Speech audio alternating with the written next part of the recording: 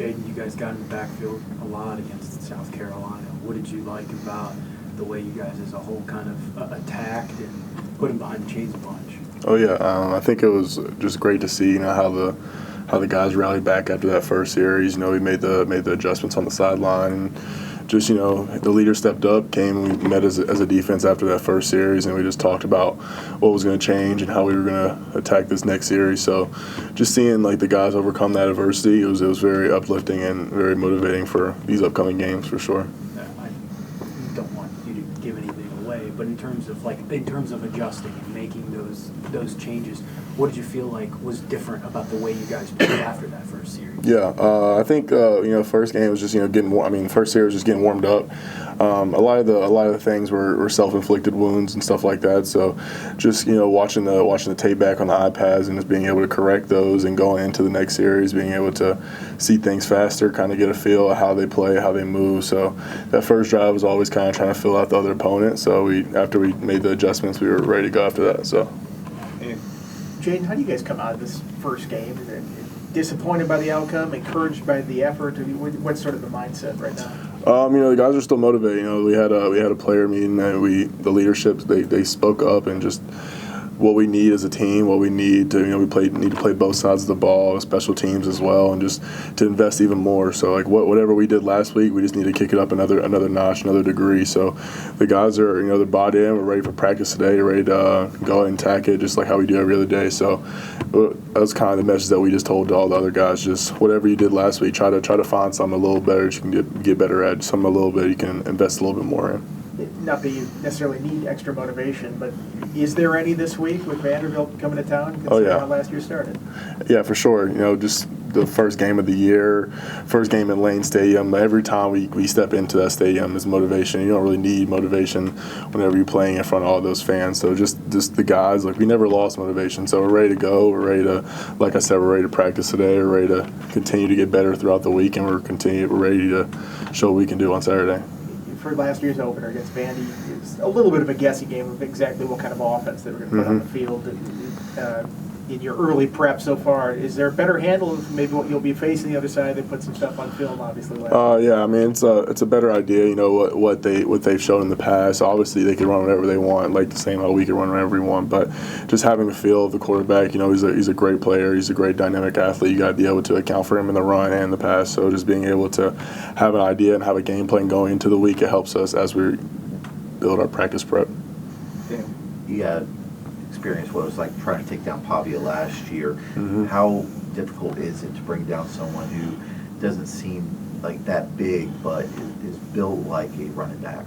Yeah, for sure. Like you said, he's kind of built. He's kind of stocky. He's a little twitchy, so you gotta know where he's at all times. You got to be able to shuffle your feet and make that tackle, and you got to be able to gang tackle him. So just have as many hats as we can to the ball, which I think we did a pretty good job of last year. We can do even better. We can kick it up another notch. So just by fixing all your mistakes, by just running to the ball and having a high motor team, how Coach Seepkes teaches us, we'll be fine.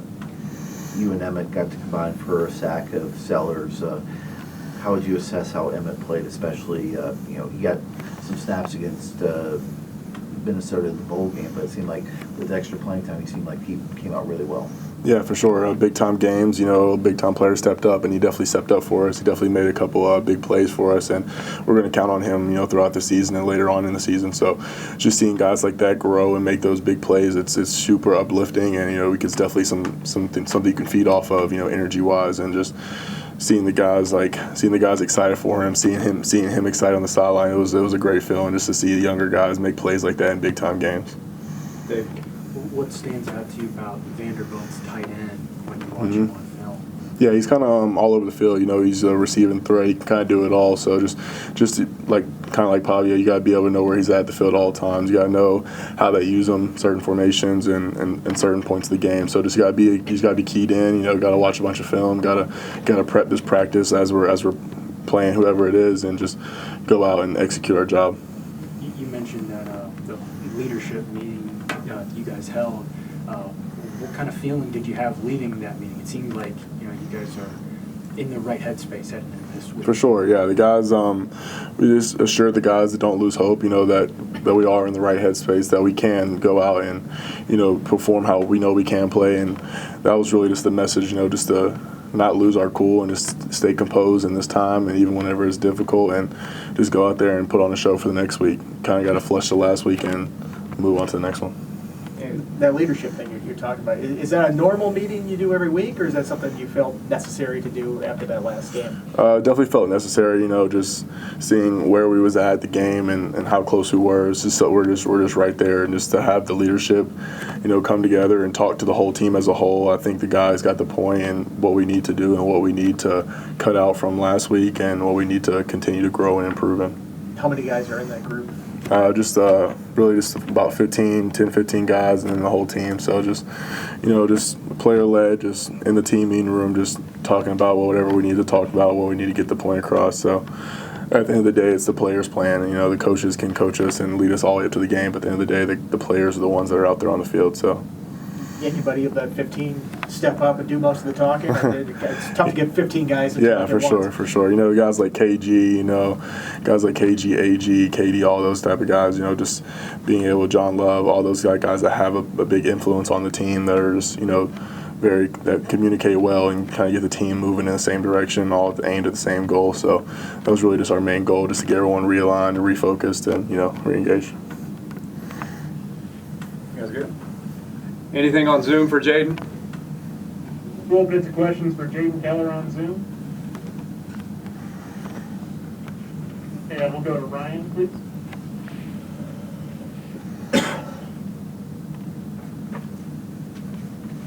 Jaden, what has the team learned from last season, and how has it been communicating those lessons to the new guys on defense? Yeah, for sure. I think just, this off season, with Ferg and his staff is just really the fight, and that we're very well conditioned, how our defense plays and how we run to the ball, how our offense communicates. We still need to take that next step and turn the knob just a little bit more on the communication and self-inflicted stuff, but we're very well trending in the right direction, and I'm impressed, and I'm proud to be on this team. I'm proud to go to war with my brothers every day, and I think that's really the biggest change in this team and last year. It's just like the team morale, just how close we are as a team as a unit this year. So just continue to buy into the process, continue to buy into each other, and continue to play for the guy next to you. That's really the biggest change. Any final questions on Zoom? Okay, Travis. All right, we'll finish up in the room with David. You mentioned strength and conditioning and Ferg. We talked a lot about that in the preseason leading up, but now that you played a game, did you notice any difference, maybe yourself or just the team as a whole, in terms of after playing a game under Ferg's leadership in terms of strength and conditioning? Yeah, for sure. Definitely in those later quarters, we definitely took like a kind of assessment of how we felt, and we felt like we had energy. We could have kept going, for however many quarters it would have took. But just the work that we put in the summer and the spring and the winter, all that stuff, you could finally, it's good to see it finally pay off, especially when you're out there in the game, you're playing the game that you love, and you can still go. So just being able, that was very uplifting, very motivating, just knowing that we're completely different in shape than we were in last year. And I see it a lot. I'm affected by it the most on defense whenever you see all those white helmets fly to the ball. That's just a great picture. So just as long as we can keep duplicating that, we'll be fine. Thanks, Jay. Thank you. Thank you.